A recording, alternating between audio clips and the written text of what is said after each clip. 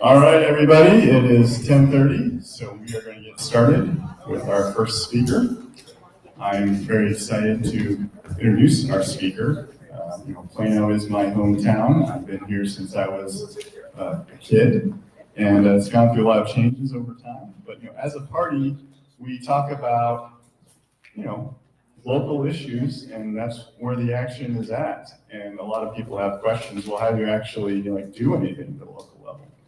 And so our speaker is Pat Greer. She's the president of the Plano Citizens Coalition. It's a citizens group here in Plano. She's going to talk about what we've done here in Plano and give you some insight on things that might be useful in your own hometowns. And then we'll have some questions. So, Pat?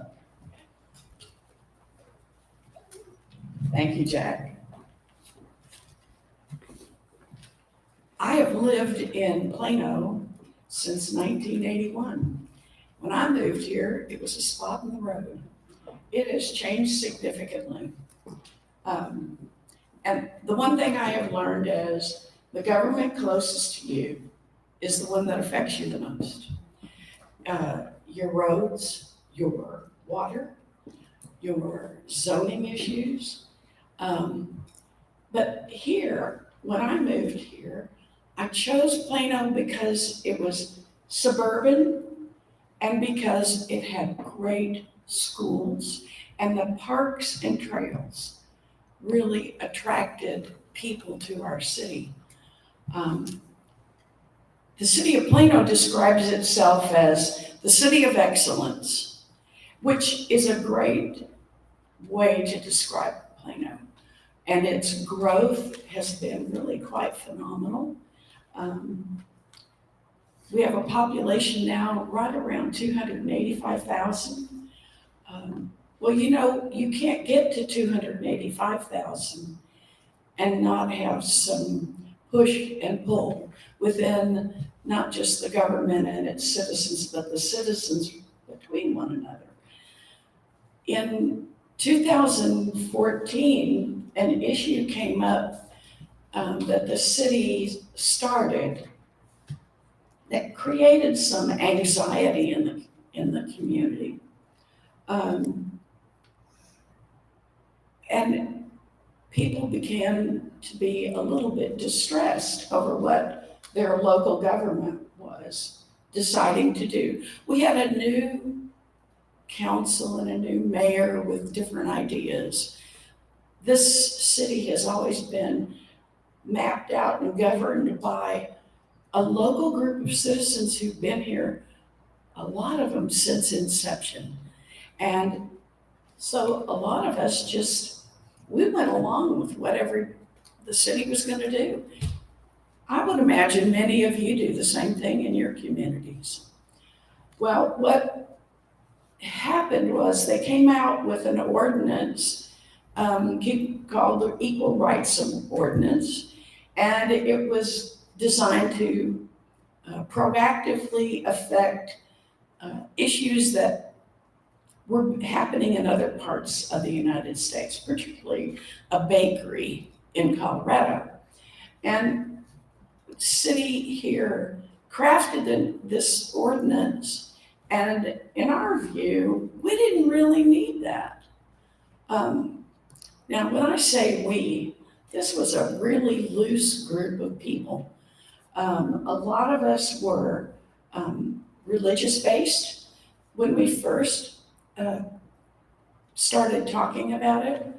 And as a result, we had informal discussions on the sidewalk or after meeting. And then a number of us decided we needed to organize and have some meetings and see if there are other people who agreed with us. And we found out absolutely there were. Well, our meetings went to city council, and we started expressing our opinion. And I don't think this went over with the council and especially the new mayor. They really didn't get pushback. And I will also tell you that some of our participants were not really always politically correct when they addressed the council. And that's important if you're going to listen to one another.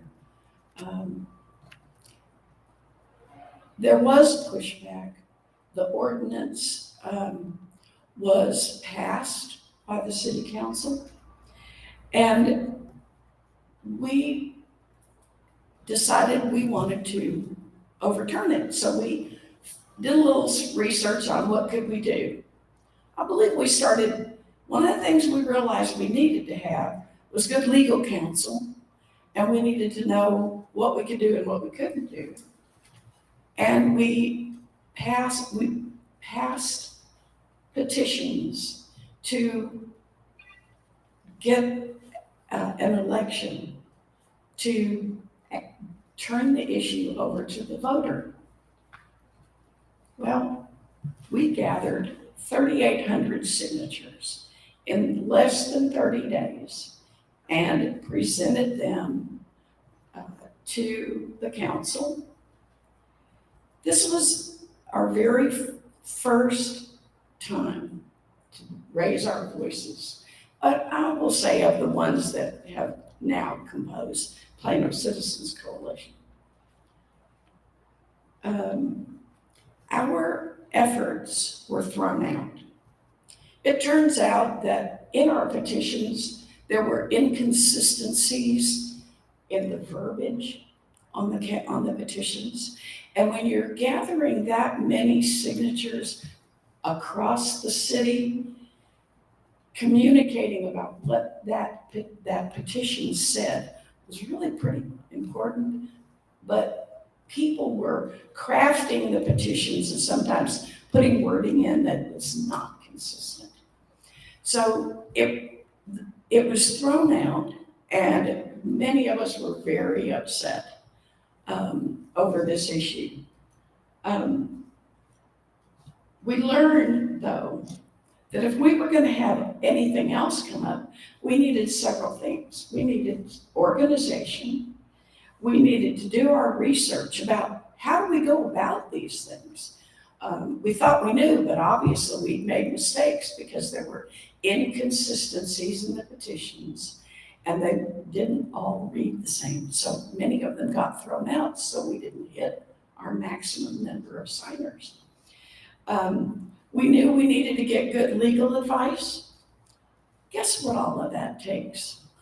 A little bit of money here and there, and a good way to be able to communicate with one another.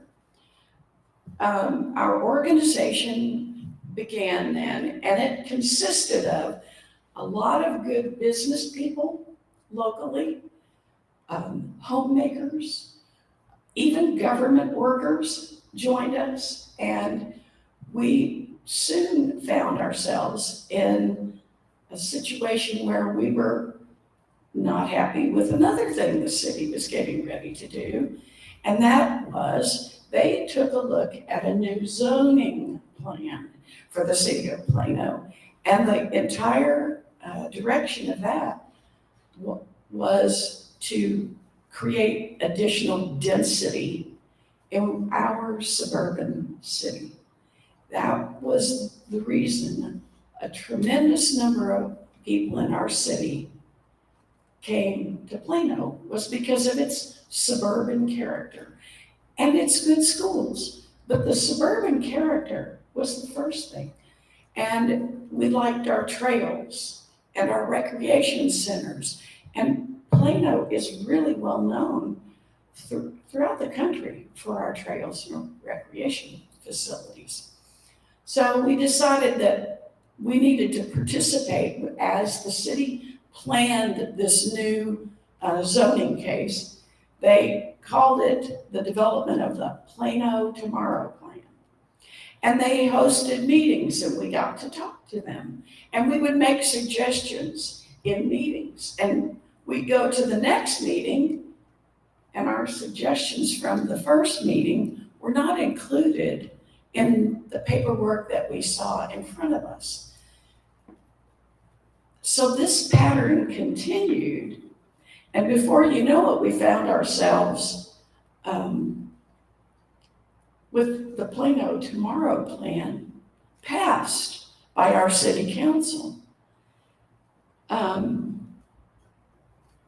We decided that we put our head in the sand long enough, and we got busy with another petition drive. This time we did our homework. We knew what we needed to do, how many signatures we needed to gather.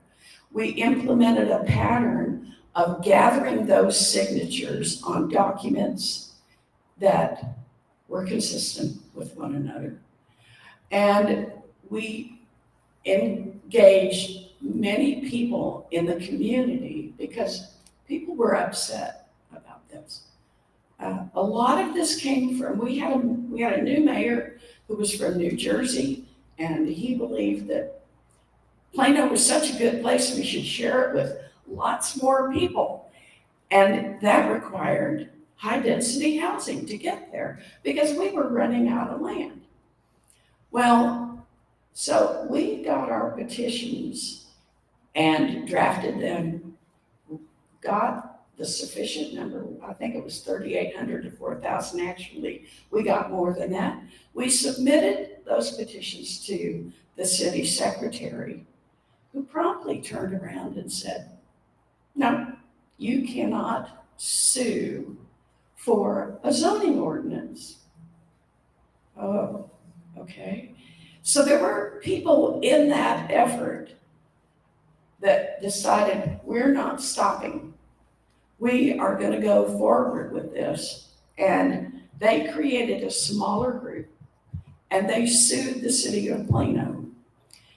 This was a 2 to 3 year process. It went to court. The city won. We appealed. They lost. The bottom line after multiple appeals was we won. And they had to, and we repealed the Plano Tomorrow plan. But what we ended up doing is we got engaged and worked with the city to then create a new ordinance. And that one took 2 years to craft and get approved. And we, in the crafting of it, we had members of our interested community and other members of the community participate in a comprehensive plan review committee. And when it all came down to it, we were happy with the plan. It's not entirely what we want, wasn't entirely what they wanted. But we did get to a point where we worked through that. The funding for that lawsuit came from a lot of us who helped contribute. There was your funding issue. But we also knew at that point we needed to keep an eye on our city because things were changing. Plano had grown to 285,000 people. There were people wanting to move here because of getting out of other parts of the country. And Plano had a great reputation, and I think we still do. But we wanted to make sure that our voices were heard. I was in on the original group there were a half dozen of us who started Plano Citizens Coalition. And we became an educational arm to the community in handling issues that affected taxpayers and homeowners. And it's turned out to be a good organization. We have helped citizens who have issues such as water and wastewater treatment plants that at one time were on the outskirts of Plano and frankly, right now, they're in the middle of a neighborhood. And they aren't always fun places to be near. So we've handled those issues. We've had to remind the city on multiple occasions that the comprehensive plan is something we all agreed to, and why is it you're making rulings to permit high-density housing in areas that shouldn't have high-density housing according to your own plan? So this has entailed bringing our groups together, educating them about zoning. How many of you here know how to read a zoning map? Or a plan to redevelop an area? There aren't many of us that have that background. So we had to get people who understood that. We've gotten people in the community who have those talents. We've gotten people in the community who understand. We have a wastewater engineer who's become our main guy on advising what's going on. We have a lot of citizens who will, at a moment's notice, I'll send out an email and say, I need all of you activists to show up at council Monday night and tell council what you think about this new plan. And amazingly enough, not that we storm City Hall every single time, but we turn out a large number of speakers. Whereas if it's a typical city council night, they maybe have, this last Monday night, they had 2 speakers signed up. And one of them is a lady who speaks at every council meeting on secondhand smoke. And I'm telling you, she is there every council meeting and tells the same speech, but she is determined to educate the public on secondhand smoke. She has my admiration.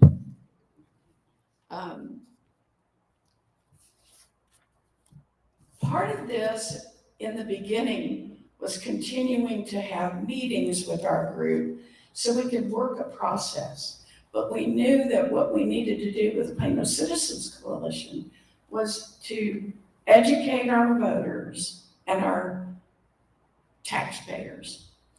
Another big issue that came up through that time frame was the city was passing tax increases to us on an annual basis. And it was the tax rate and the valuation came through the appraisal district. And we were seeing significant increases every single year. So we created a team in our organization that had a background in finance. I'm a retired banker. We had other people who were business owners, and we took the city budget and we broke it into pieces. And we dissected how they're spending our money.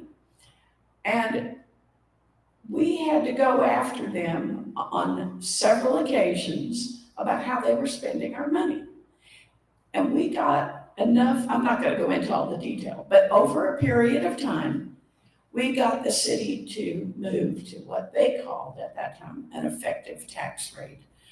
It is now called the no new revenue tax rate. And we have had that in place for I was going to say 4 or 5 years. So we were effective on the tax side of things. When that's been hitting you in your pocketbook, how many in here are experiencing something similar in your taxing community? Yeah, I mean, it's pretty common. And so, but the talking with the city and having people showing up is the big issue, because they need to know that we are all of a common voice. One of the things that has happened over time is we have had we've had an increase in the number of people that turn out to our local municipal elections, but it's still really small. It's 4 or 5% of the voting public shows up in a municipal election. And it's frustrating because most people, if you ask them, are they happy about some of these issues, they will say no, but they don't turn out to vote on the issues. So getting people to turn out to vote is one of our big things. We created a PAC probably within the first couple of years, and we help identify good candidates for city council and for school board and for the Collin County College District so that our voices are heard. We knew also that you just can't convince a councilman your way. One of the best ways is to have somebody that you put up there, that you recruit to run, and then help them win, and they'll at least listen to your perspective. So in 2014-15 timeframe, we recruited a couple of candidates and we put our first 2 councilmen on the council. And several years later, we had as many as 4 on the council in a council of 8. So we have made good progress. And then, it doesn't happen overnight, and it requires a lot of coordination and work, and it does require a little funding. So far, we managed to eke out contributions to our PAC that help our candidates get elected. That is the one big thing you can do, is to get a candidate elected.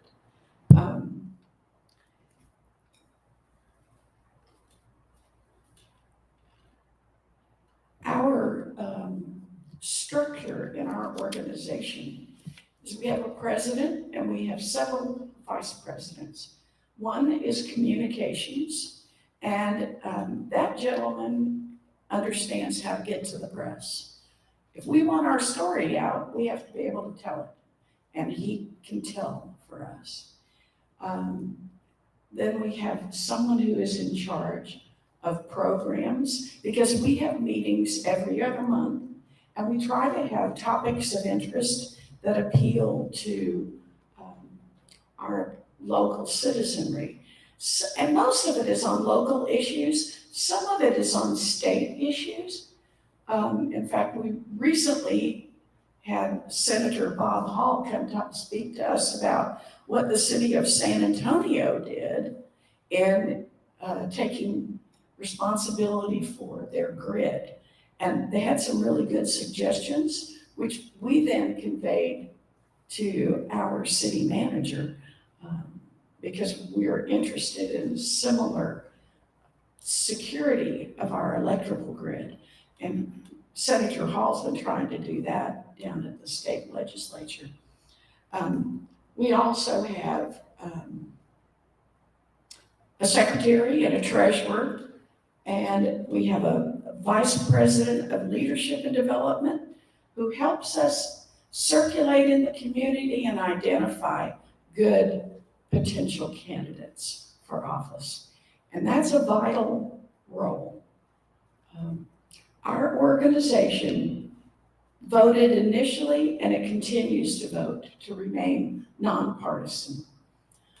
It just so happens a lot of us belong to one party, but we all understand that we have common interests with other citizens and homeowners and taxpayers, and remaining nonpartisan has been helpful for us.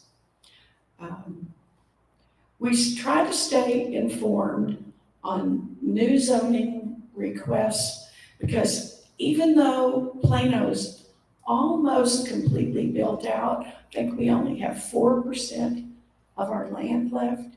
What we are going to face in the near future is the redevelopment of portions of our city that have aged because Plano, in its growth, I believe the city was incorporated in 1873, and it was rural.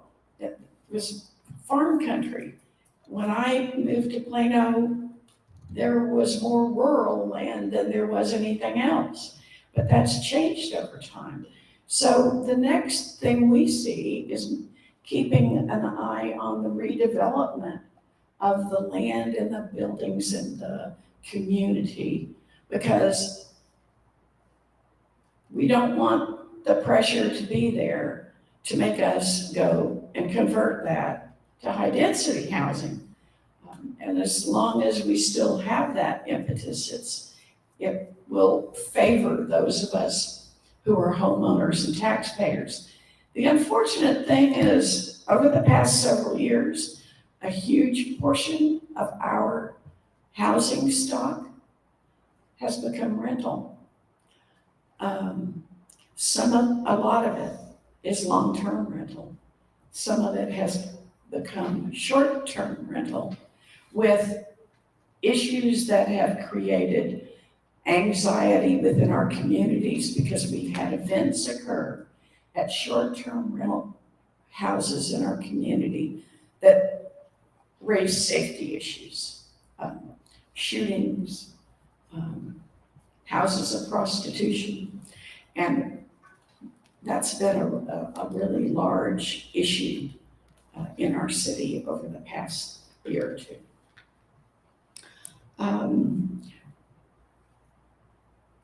We also keep an eye on schools. Frankly, over the COVID timeframe, the Plano schools, just like a lot of schools, have suffered in terms of performance. And our attention has been turned more toward that as our people point those things out. And the city, or the PISD, is losing students as parents take their children and homeschool them or take them to private school. And we want our public schools to still have the same standards they did when we moved here and let our kids go to school.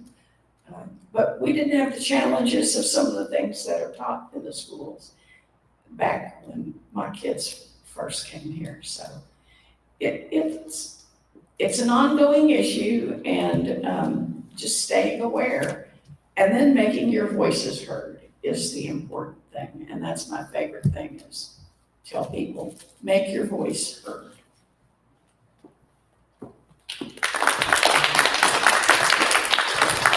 Thank you, Pat.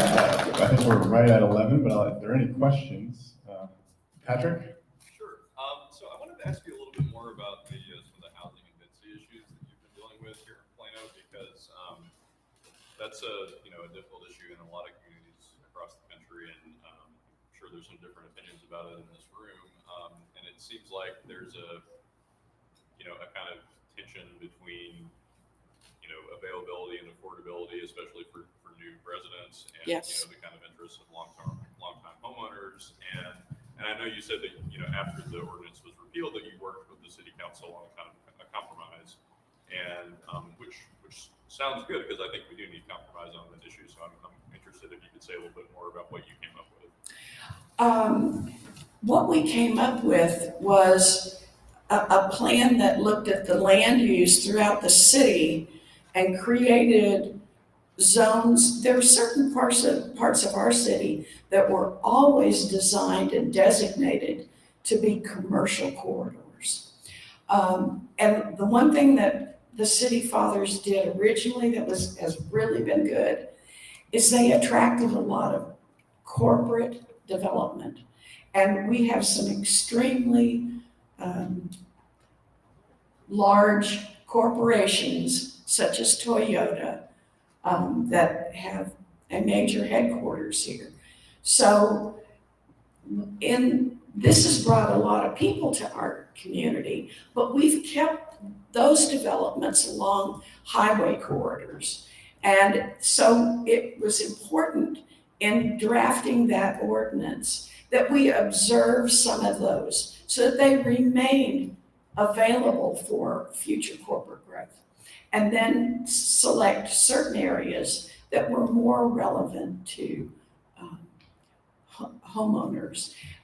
We have had a lot of growth in high density, but the growth has also led to the discussions that are out there about affordability.